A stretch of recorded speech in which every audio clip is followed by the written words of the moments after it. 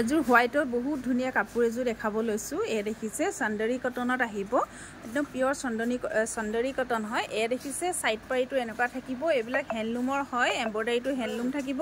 মাছ ভাগত দেখিছে purple colour আৰু মেহেন্দি গ্ৰীন আৰু এনেকুৱা দেখিছে পিংক কালাৰ, এনেকুৱা কালাৰ থাকিব, ভুটা কাম কৰা হ'ব আৰু এনেকুৱা সাইড পাৰি থাকিব। বহুত বেছি ধুনীয়া, পিন্ধিবলৈ বহুত আৰামদায়ক আৰু বহুত ৰাইজে বহুত দৰ্শকে পিন্ধি কিনে ভাল পাইছে।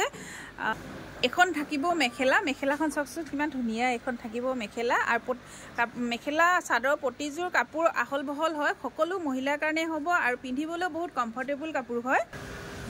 ইয়াৰ প্ৰাইস থাকিব 750। এচক বহুত বেছি ধুনীয়া হয়, ইয়াৰ কালাৰফুল পাই যাব, বহুত ধুনীয়া। এই কাপোৰযোৰ আপোনালোকে অলংকিতা ষ্টৰৰ পৰা ল'ব পাৰিব 1450 টকা।